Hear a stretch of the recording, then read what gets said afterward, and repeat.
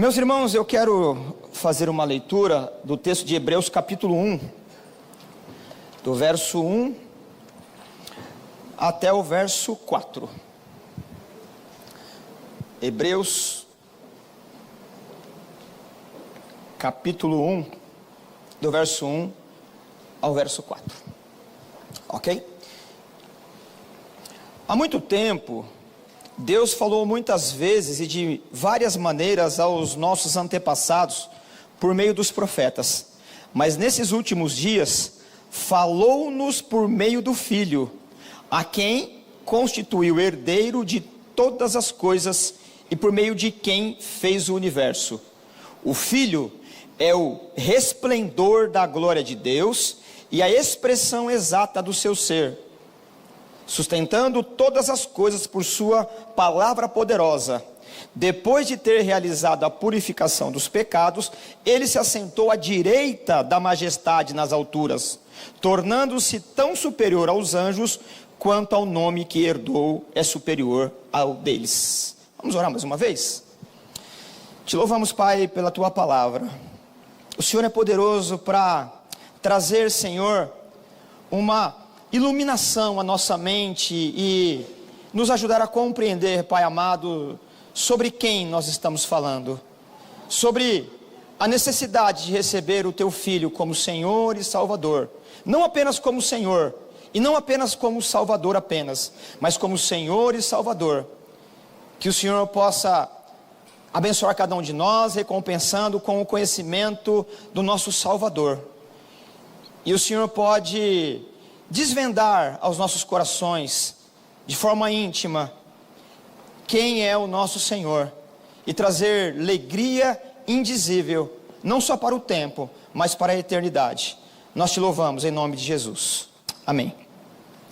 Meus irmãos, eu costumo ler um texto como esse, e procuro fazer uma exposição do texto, ou pelo menos, se não uma exposição explicando, né, algumas questões teológicas, a textualidade do texto, mas eu sempre prefiro trabalhar o texto que foi lido na sua unidade. Hoje, de uma forma extraordinária, né, eu só usei esse texto aqui, eu não vou falar sobre ele, eu vou fazer um panorama sobre Jesus Cristo a partir do Novo Testamento, ok? É claro que o meio mais eficaz de se ensinar os textos bíblicos é uma exposição bíblica, e o papel da igreja é ser didática, e o didatismo vai sendo construído à medida que a gente vai conhecendo os textos. Mas é claro que em ocasiões especiais nós podemos, né, tomar textos e explicando para que haja uma unidade. E por quê? Nós estamos hoje entrando o mês de dezembro, e esse mês ele traz uma expectativa de celebrações natalinas, e isso de fato é importante, isso de fato tem que ser cultivado.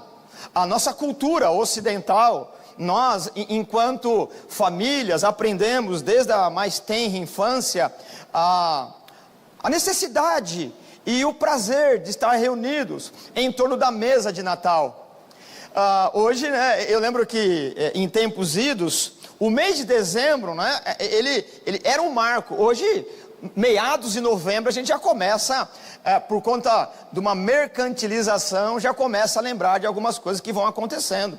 E nós podemos perder a essência do Natal por conta do mercado, do colorido, das luzes, e todas essas questões, que elas dão uma beleza estética. Só que nós não podemos trocar a beleza estética pela essência daquilo que é o Natal. Quando isso ocorre, nós vamos perdendo de fato a essência de ser igreja e falar sobre quem é Jesus Cristo. O papel da igreja é falar sobre Jesus.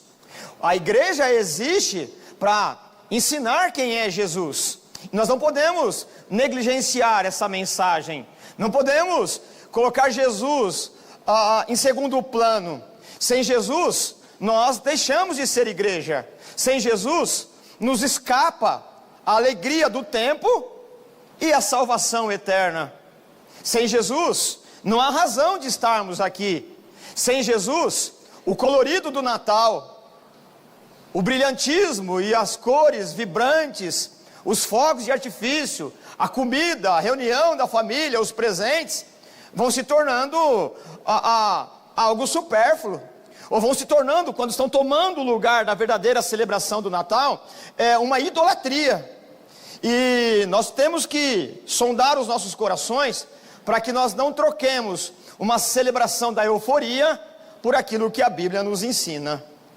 Nós precisamos o tempo todo construir uma imagem de Jesus a partir do que o texto sagrado quer nos ensinar. Ora, Jesus, ele é o centro da história. Jesus, ele divide a história em antes e depois da sua existência. Embora o próprio Jesus, ele nunca escreveu nada sobre si. Você não vai encontrar nenhum livro com assinatura de Jesus. Ele não é o autor humano da sua biografia, mas a sua importância é tal que desde a sua encarnação não temos condições de fazer uma contabilidade de tantos textos, de tantos livros que escreveram sobre Jesus. Alguns elogiando a tua natureza humana e o teu exercício humanitário, outros exaltando a tua divindade, outros fazendo as duas coisas, mostrando que Jesus Cristo é o Deus encarnado.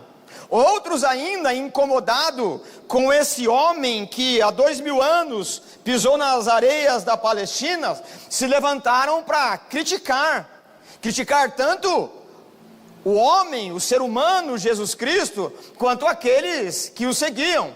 Mas o fato de incomodá-lo também corrobora para que o nome de Jesus seja anunciado.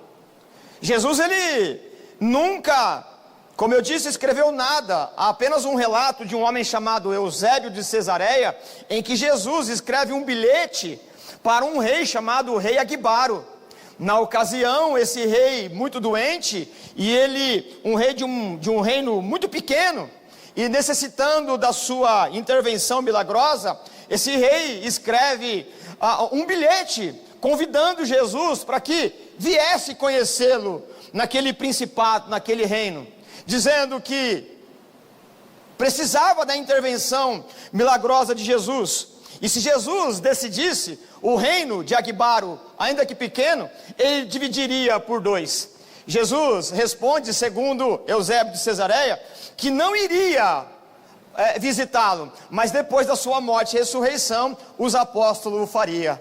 Então nós temos ali um bilhetezinho, alguma coisinha que Jesus possivelmente tenha escrito, mas não temos condições de contabilizar todos os textos que foram escritos em homenagem ou a crítica, o fato que Jesus, ele é tema de romance, de tratado teológico. Jesus, ele também não viajou mais do que, talvez, 100 quilômetros do lugar que ele nasceu. Ele foi até o norte do seu país, na Galileia, e o máximo que na sua infância ele tenha ido no Egito.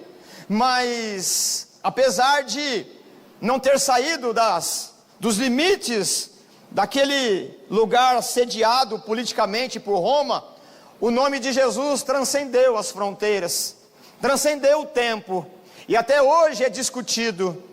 Jesus, ele não se apresentou como um homem sábio, mas ele é tema de debate nas grandes universidades até hoje.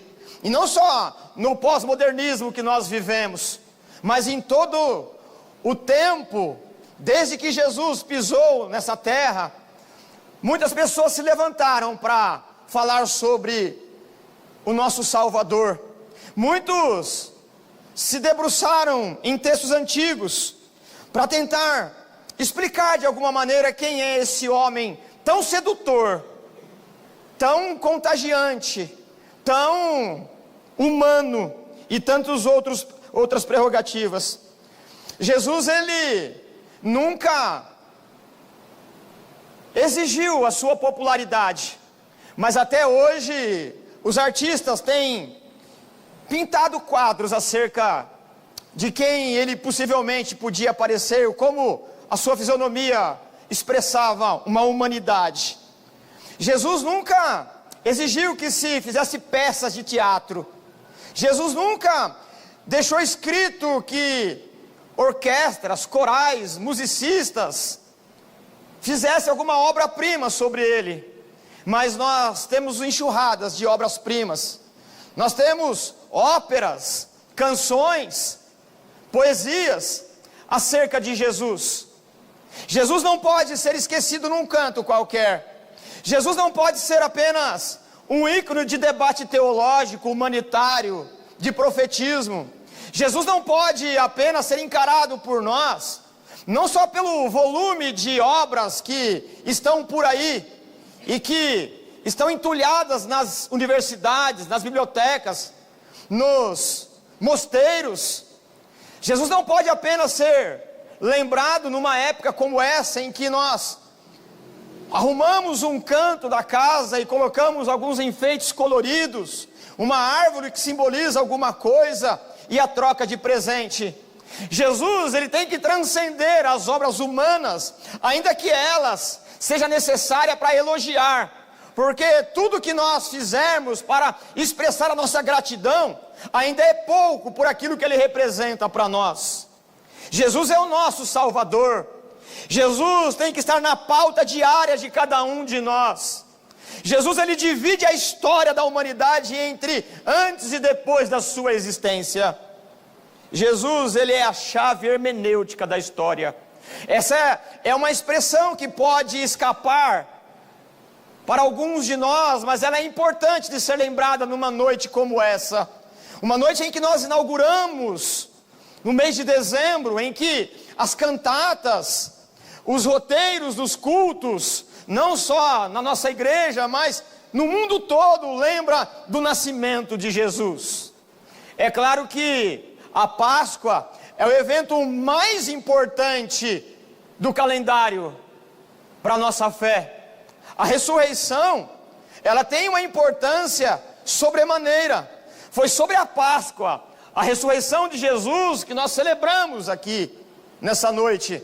Mas não há Páscoa sem nascimento, não há Páscoa sem Natal. O Natal deve ser celebrado, o Natal deve enfeitar o nosso mês todo, o Natal deve lembrar cada um de nós da comunhão da família, deve trazer os parentes de longe, deve tomar conta das nossas agendas, nosso culto, para que possamos trazer a memória que o rei nasceu, o menino rei nasceu, e ele é o Deus Salvador.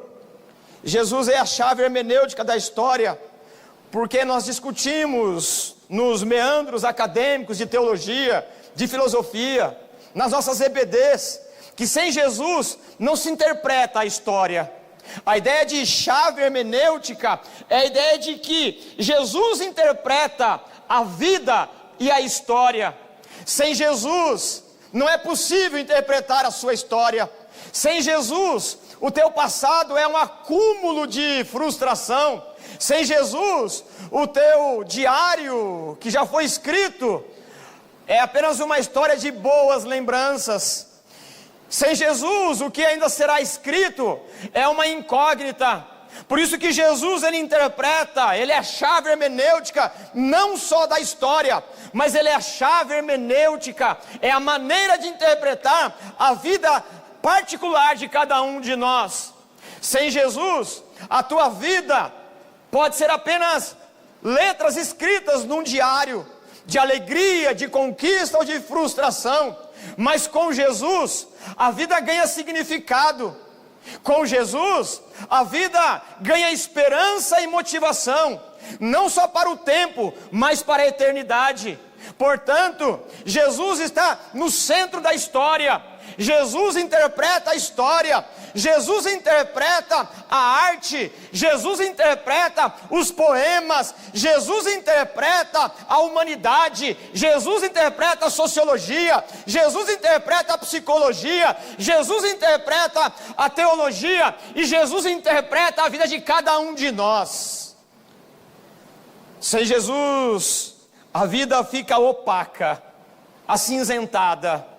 Sem Jesus, nós nos tornamos pseudo-salvadores de nós mesmos.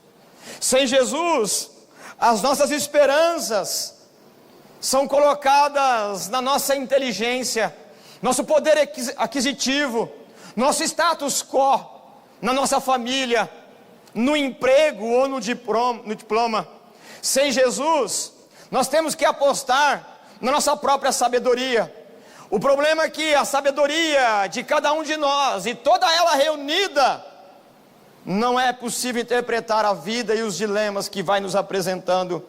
A única maneira de entender um pouco da vida e crescer na graça e no conhecimento é quando nós apropriamos Jesus como a chave hermenêutica, como aquele que abre, como aquele que revela, como aquele que demonstra, como aquele que conduz, não só no tempo em que vivemos, mas na eternidade que receberemos.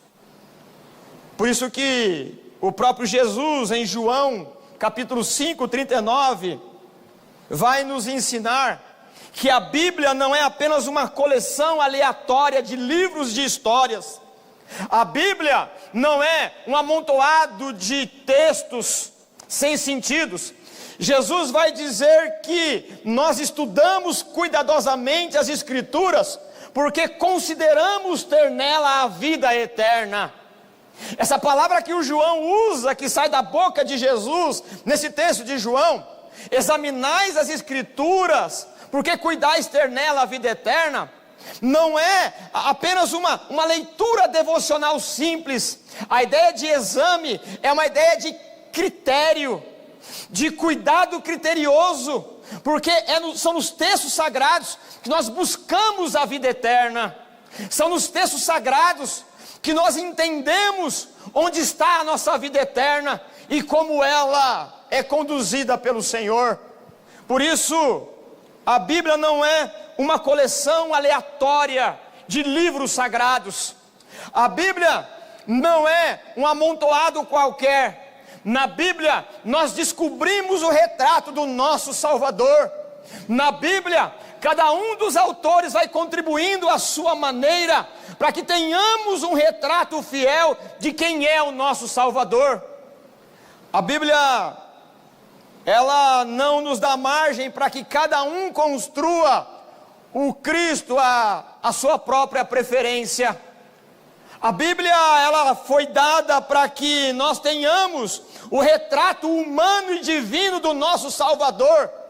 E nenhum de nós temos condições, liberdade de encontrar um Cristo qualquer nas festividades, nos poemas, nas canções, nos retratos ou em qualquer outro lugar. O retrato fidedigno de Jesus, o homem que também é Deus, está na palavra revelada pelo Espírito Santo de Deus. É por isso que nós precisamos ir em busca das informações que estão nela, para que possamos elaborando, juntando como num quebra-cabeça o que os autores foram dizendo, para que tenhamos uma conclusão revelada pelo Espírito de Deus, quem é o nosso Salvador. O nosso Salvador, ele até pode ser celebrado por meio dos nossos enfeites, nossos simbolismos, da nossa mesa de ceia, da condução de todo ano para uma festividade, da comunhão com a família, numa cantata de celebração, mas não temos condições de encontrar Jesus como a Bíblia nos ensina como Ele é, porque só Deus sabe quem é Deus, e é a Bíblia que vai nos dizer quem é o Senhor. É por isso que Lucas, em Atos, vai nos ensinar no capítulo 12, verso 2, que a tarefa mais importante da Bíblia é falar sobre Jesus. O Lucas, ele diz que não há salvação em nenhum outro, pois debaixo do céu não há nenhum outro nome dado aos homens pelo qual devamos ser salvos. Jesus é o nosso Salvador, e esse Salvador não tem a preferência de quem o imagina. O nosso Salvador, ele está revelado nas Sagradas Escrituras. Portanto, a tarefa mais importante da igreja é exaltar o nome de Cristo e deixar que a Bíblia diga quem Ele é. Durante toda a história da humanidade, e nós conhecemos como no princípio de todas as coisas, Deus trouxe à existência tudo que se conhece. No princípio criou Deus os céus e a terra. E no capítulo 3 de Gênesis nós encontramos a fatalidade do pecado. E a fatalidade do pecado trouxe uma crise existencial e uma perda da referência do nosso Deus. E essa autorreferência humana que exclui Deus de nossas vidas nos conduz a uma idolatria cruel. Mas não cruel para Deus, cruel para nós mesmos. Porque nós construímos a nossa própria imaginação um Deus que, apesar de ser construído por nós, nós o cultuamos. E essa idolatria nos leva aos porões existenciais da nossa vida. Mas Jesus, ele se apresenta como a luz do mundo, e é o único que pode nos resgatar desses porões existenciais, sem pedir explicação de como você entrou aí. É Ele que estende as mãos e te puxa de lá, sem pedir explicação de como você entrou nessa situação. O Cordeiro de Deus que veio nos salvar, veio por graça e misericórdia. E acerca disso, nós vamos aprendendo, por meio dos profetas, por meio dos salmos, por meio dos escritos do Antigo Testamento, aquilo que alguns grandes homens de Deus na história chamou de a semente divina na história. Aos mais dados aí, a um estudo mais aprofundado e cuidadoso de uma ciência teológica, os teólogos chamam isso de logos espermaticos. Logos é a razão, espermaticos é semente. Na história da igreja, alguns insistiram que desde da criação do ser humano, Deus, ele foi semeando na história uma semente no âmago, no íntimo de cada um. E todo ser humano tem desejo de conhecer uma verdade. Todo ser humano está em busca dessa verdade. Deus, como um bom semeador, como um bom agricultor, Ele foi semeando semente do divino, espalhando semente da verdade no coração de todos os homens.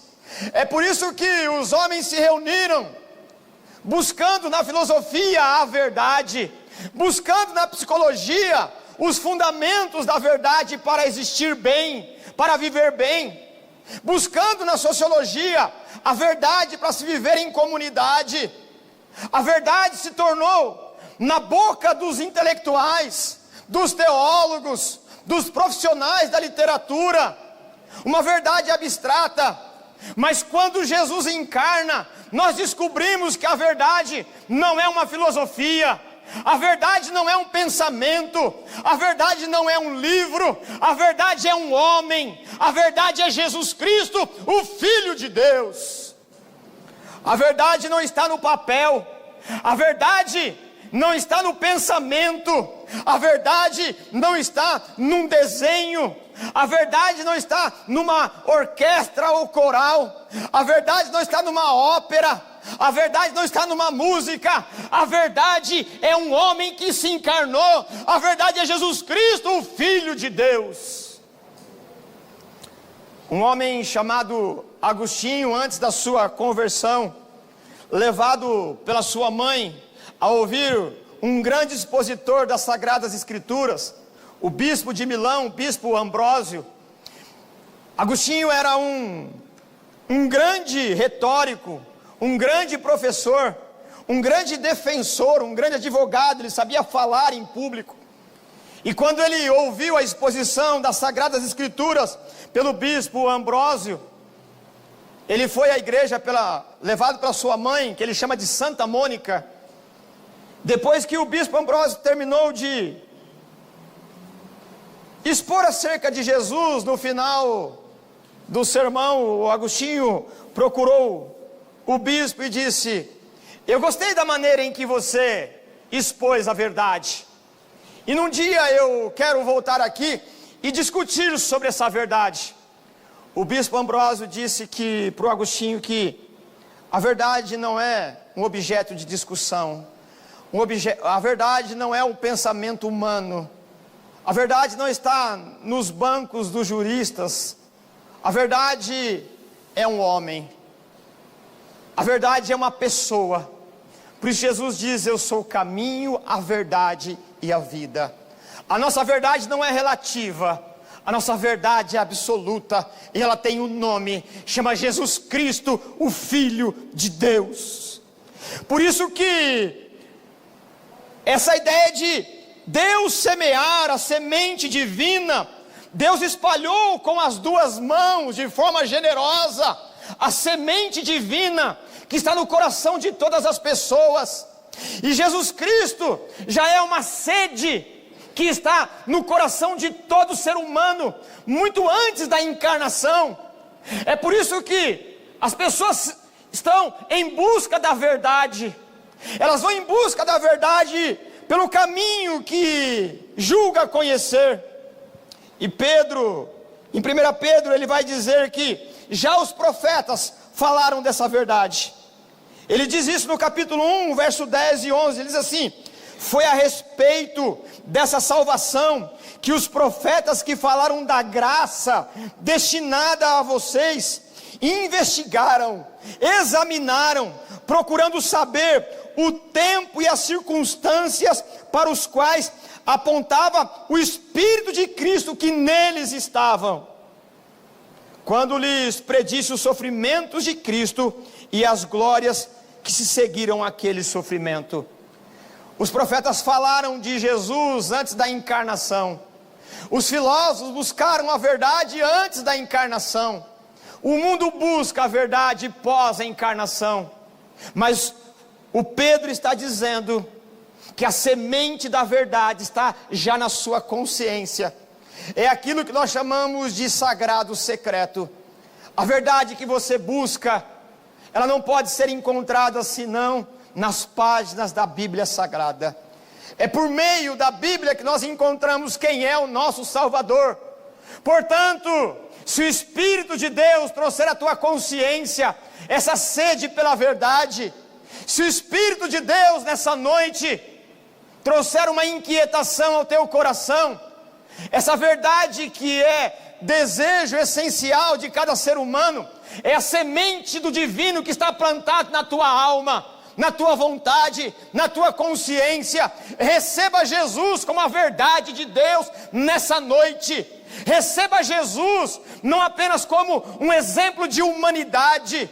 Receba Jesus não apenas como um profeta que se destacou. Receba Jesus não apenas como alvo da arte, alvo da música. Receba Jesus como a verdade que cuida da tua eternidade, que consola o teu coração, que traz razão à tua existência. A sede pela verdade que está no teu coração é a semente divina que foi semeada por Deus, que clama para que a água do Espírito faça com que essa semente ela brote nessa noite. Cristo corresponde aos anseios e às esperanças de cada coração humano. A tua esperança e os teus anseios não está no teu casamento, na expectativa dele.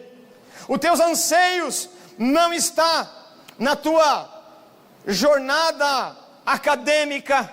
Os teus anseios não está em qualquer outra coisa a não ser no Cristo de Deus, essa sede que todos nós precisamos saciar na fonte da vida.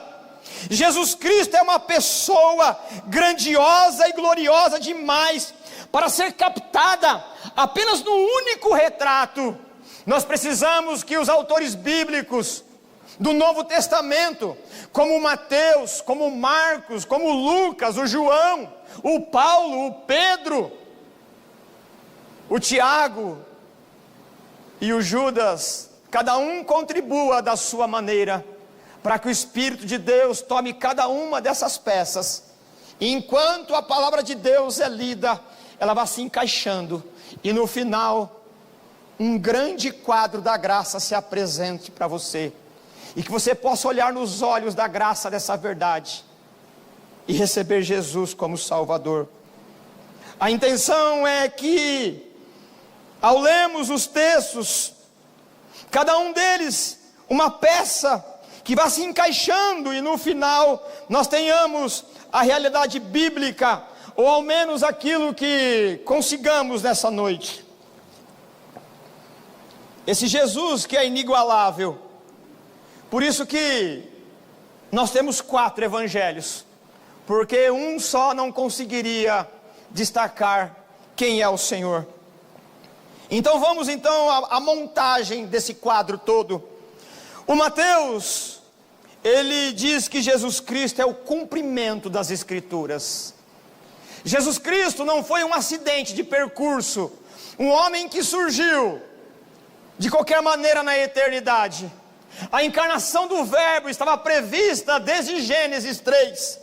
É por isso que Mateus, ele vai escrever ao seu público judeu, em Mateus 13,16, e vai contribuir com a seguinte peça no nosso quebra-cabeça: felizes são os olhos de vocês, porque veem, e os ouvidos de vocês, porque ouvem. Pois eu lhes digo a verdade, muitos profetas e justos desejaram ver o que vocês estão vendo, mas não viram, e ouvir o que vocês estão ouvindo, mas não ouviram. Os profetas falaram, mas não viram, mas aqueles que viveram com Jesus, viram o Deus encarnado. Os profetas viveram num período de anúncio, os apóstolos viveram no período do cumprimento, e nós vivemos no período em que a igreja anuncia a verdade do Evangelho, Jesus Cristo, o Filho de Deus. O Marcos, ele tem outro tipo de público, e ele oferece uma outra peça nesse quebra-cabeça. Ele oferece uma outra matiz, uma outra cor, que junta com o Mateus, vai dando colorido. Para Marcos, Jesus Cristo, ele é o servo sofredor. É por isso que em Marcos 8,31 nós lemos: então ele começou a ensinar-lhes que era necessário que o Filho do Homem sofresse muitas coisas e fosse rejeitado pelos líderes religiosos, pelos chefes dos sacerdotes e pelos mestres da lei, fosse morto e 3 dias depois ressuscitasse. A cruz fica no centro do retrato elaborado por Marcos. O Mateus disse que está cumprido o que os profetas disseram. O Marcos diz que aquele que é o Filho de Deus, aquele que é a verdade, ele morreu como um homem, como um servo sofredor. O Lucas também contribui com o seu pincel da graça, e ele vai colocando no grande quadro da vida da verdade de Deus. E o Lucas, ele diz que Jesus é o Salvador do mundo. É por isso que em Lucas, no capítulo 2, verso 30 ao 32, o Lucas diz: pois os meus olhos já viram a tua salvação, que preparaste à vista de todos os povos, luz para a revelação aos gentios e para a glória de Israel, teu povo. O mesmo Lucas, em Atos capítulo 2, 17, ele diz: nos últimos dias, diz Deus, derramarei do meu Espírito sobre todos os povos. E o Espírito de Deus foi derramado, foi dado, para que os nossos olhos se abram e recebamos da forma correta, escriturística, Jesus Cristo, o Filho de Deus. Crer que Jesus é o Filho de Deus é crer no ministério do Espírito Santo. Portanto, não receber Jesus como Salvador é blasfemar contra o Espírito Santo, que está aguilhoando a tua consciência e dizendo que Jesus é Salvador. Recusar a mensagem do Evangelho, a voz do Espírito Santo é blasfemar contra Deus, que diz que Jesus morreu pelos nossos pecados. Lucas é o único escritor do Novo Testamento que não é judeu, por isso que a sua ênfase é dizer que Jesus não é propriedade exclusiva dos judeus, mas Jesus é salvador de todo aquele que nele crê. Jesus transpõe barreiras geográficas e culturais. Jesus, como eu já disse aqui no começo dessa pregação, ele mesmo não escreveu nada sobre ele, mas os diversos livros que foram escritos, de alguma maneira chegou na tua mão. Nunca ele exigiu que se pintasse um retrato, mas de alguma maneira você já viu alguém tentando rascunhar a imagem de Jesus. De alguma maneira você teve contato com o nome glorioso de Jesus. Portanto, não rejeite a salvação que está sendo oferecida nessa noite para você. A semente da verdade está em você, na tua consciência. Essa sede que você tem é a sede pela verdade. Essa verdade é Jesus Cristo, o Filho de Deus. O retrato da graça de Deus, essa imagem pintada pelos textos bíblicos, não estaria completa se não tivéssemos o quarto evangelho. O João contribui dizendo que Jesus Cristo é a palavra que se tornou carne. Palavra ou verbo remete à eternidade. Eternidade é um tempo sem tempo. Eternidade onde não existe o tic-tac do relógio. Eternidade é aquele tempo de Deus onde tudo só é, onde nada foi e nada será. Eternidade é onde a excelência de Deus, o caráter de Deus, a plenitude de Deus se revela. Deus não é hoje o que deixou de ser ontem. Deus não pode melhorar amanhã, porque Deus não muda. E João vai dizer que Ele é a palavra da eternidade. E num dado momento a palavra da eternidade invadiu o tempo e agora também assumiu a natureza humana sem deixar de ser Deus. É por isso que o João contribui nessa imagem pintada pelos evangelhos, dizendo no capítulo 1, do 1 ao 3, no princípio era aquele que é a palavra, ele estava com Deus, ele era Deus. Ela, a palavra, estava com Deus no princípio. Todas as coisas foram feitas por intermédio dele. Sem ele, nada do que existe seria feito. Teria sido feito. Portanto, nós temos um retrato dos evangelistas, cada um olhando numa perspectiva e nos ajudando a contemplar a verdade.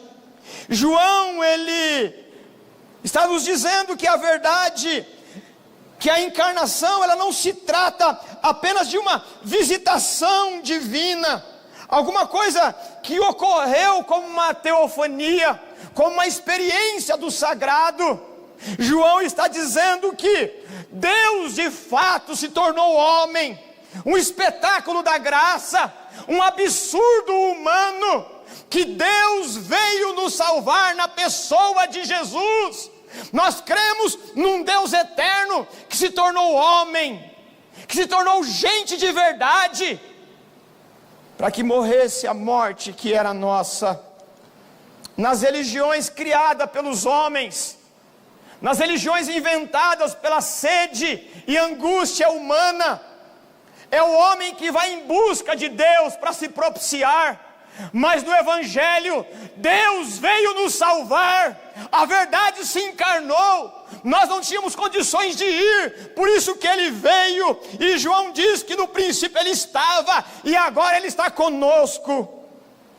Paulo também nos ajuda com o retrato teológico de Jesus. Em Romanos, no capítulo 1, do verso 1 ao 4, Paulo, ele se identifica e diz quem é Jesus.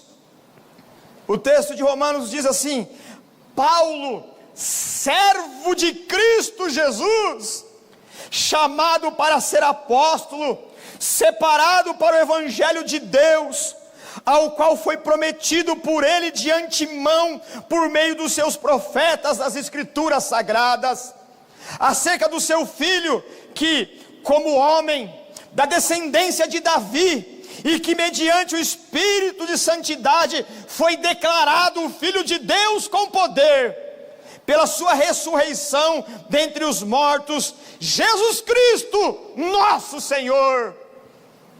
Paulo ainda insiste, em 1 Coríntios capítulo 2, verso 1, pois decidi saber entre vocês, nada saber, a não ser Jesus Cristo e esse crucificado. Paulo ainda, insistentemente teológico, resiliente, em Efésios capítulo 2, verso 6, ele disse: Deus nos ressuscitou com Cristo, e com Ele nos fez assentar nos lugares celestiais em Cristo Jesus.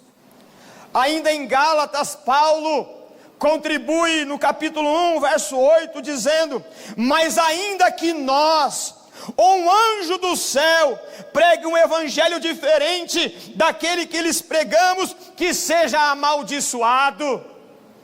Paulo em Filipenses capítulo 2, verso 5, ele diz: seja a atitude de vocês a mesma de Cristo Jesus.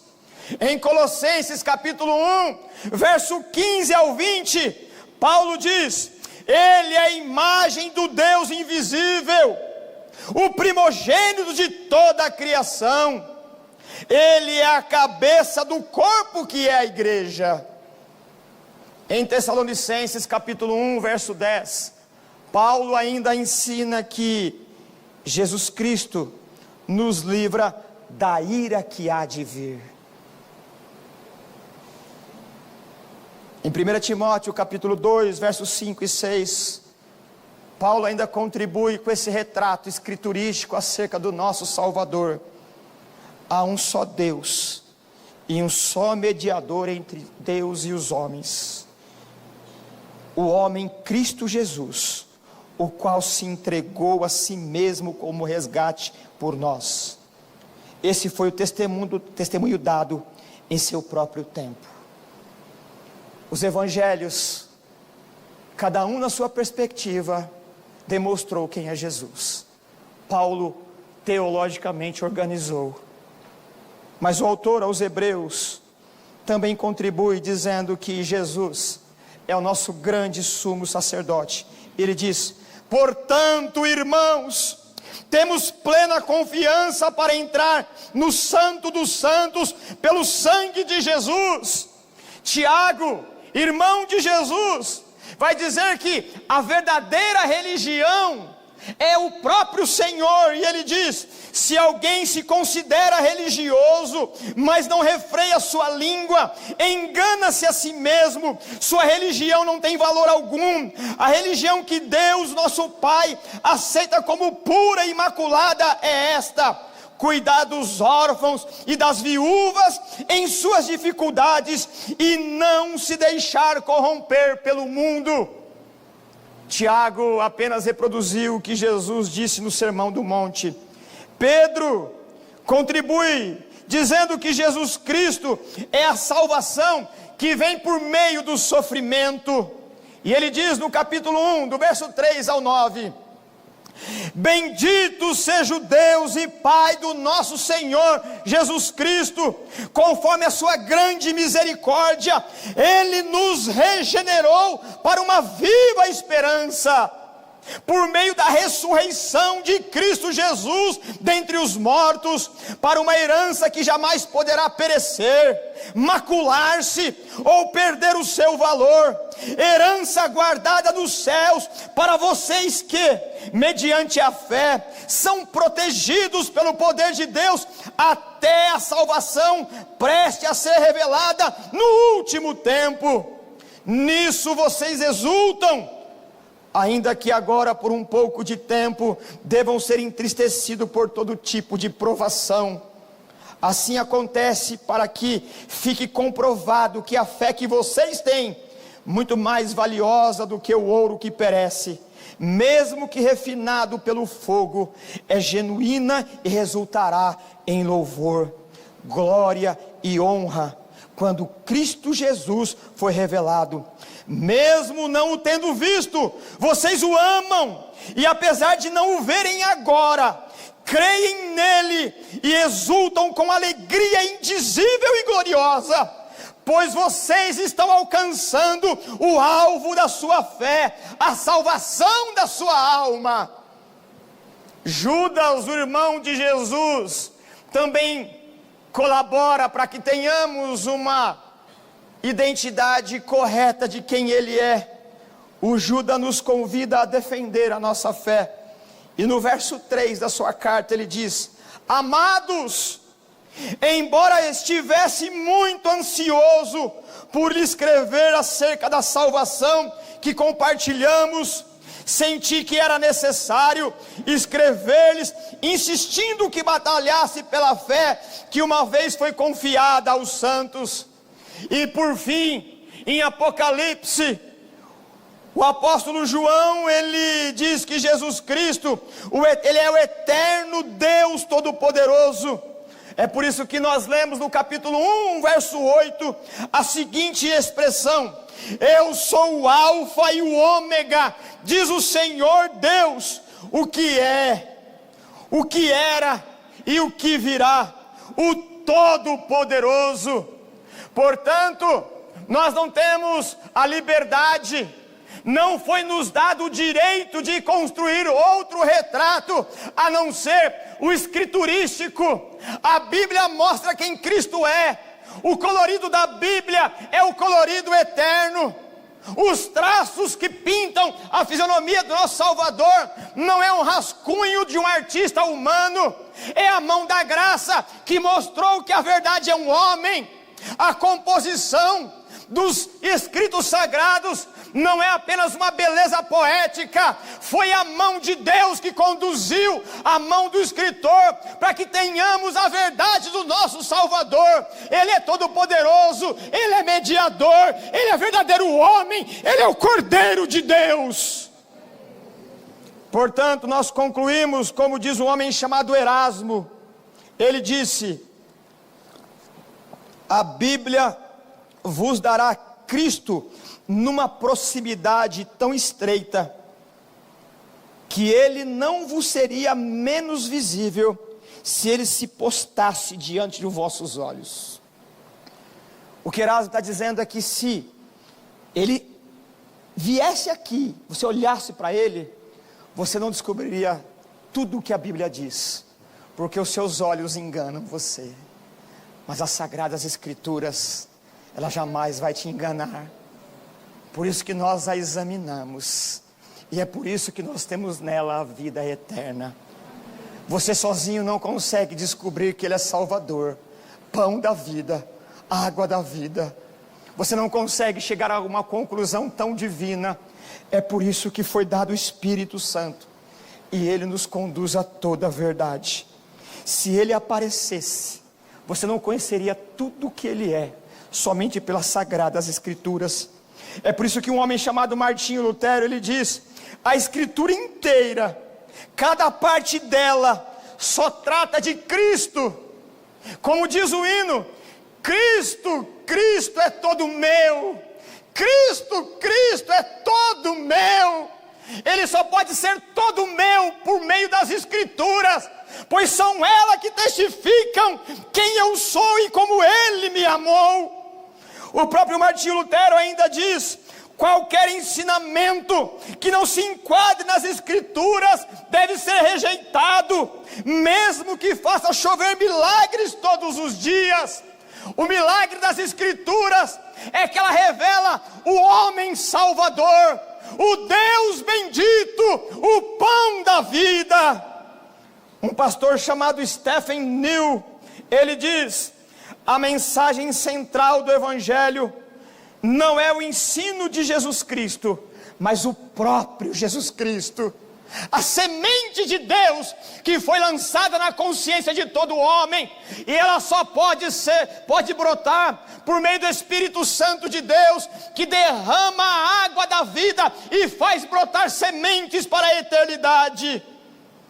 Um outro pastor chamado Almen, ele diz: ler a Bíblia sem encontrar Cristo é lê-la erradamente. Pregar a Bíblia sem proclamá-lo é pregá-la falsamente.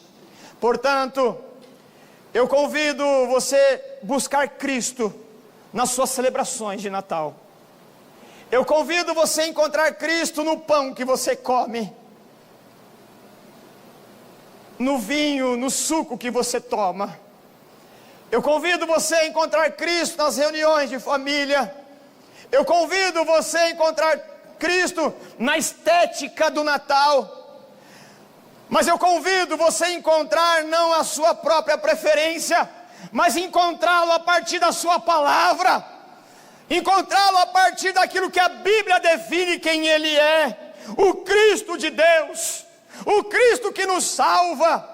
Para Cristo não devemos entregar apenas um dia de dezembro, ou um mês de dezembro, ou apenas oferecer uma mesa enfeitada. A Cristo não devemos oferecer apenas uns minutos de alguma celebração. A Cristo devemos a vida e a eternidade. A Cristo devemos nos entregar. A Cristo devemos buscar. Cristo é o Filho de Deus. Cristo é a verdade. Cristo é o tema da nossa fé. Cristo é o fundamento da nossa fé. Cristo é o tema do nosso louvor. Cristo é o fundamento da nossa doutrina. Cristo é a razão da nossa existência. Por isso eu termino dizendo que as Escrituras têm um único propósito, de Gênesis a Apocalipse: narrar a promessa, narrar a encarnação, narrar o ministério, narrar a morte e ressurreição, e narrar o último capítulo dessa história, a volta gloriosa do Senhor. Não perca nenhuma parte desse romance eterno. Não perca nenhum capítulo do grande autor da nossa fé, do próprio Pai. Ele e dele é o querer e o efetuar. E o pão da vida foi entregue. Que você sinta o sabor da eternidade no paladar da sua alma e saia daqui rejubilando, porque Cristo é a verdade que celebramos. Vamos orar. Obrigado, Pai, pela Tua graça. Nos perdoa, Senhor, se nós exageramos no mês de dezembro, Pai, e no dia 25, e nos tornamos até idólatras, Senhor, daquilo que pensamos ser algo que traz à memória o que o Senhor é. É verdade que nós temos que celebrar, sim. É verdade que temos que promover a comunhão, a reunião.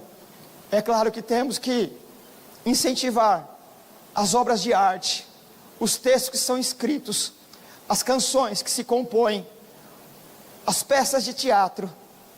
É verdade que temos que enfeitar não só a sala de casa, mas a cidade, o país, o planeta, mas cada decoração seja uma expressão da alegria. Que a beleza não seja estética apenas, seja uma beleza que transcende para a eternidade. Que o Senhor se revele, Pai, como a verdade para nós. Que o Senhor nos ajude, Senhor, a se apropriar da verdade que está revelada nas Escrituras, como o Senhor decidiu que fosse. Nós oramos, crendo que o Espírito nos conduz a toda a verdade. Amém. Graças a Deus.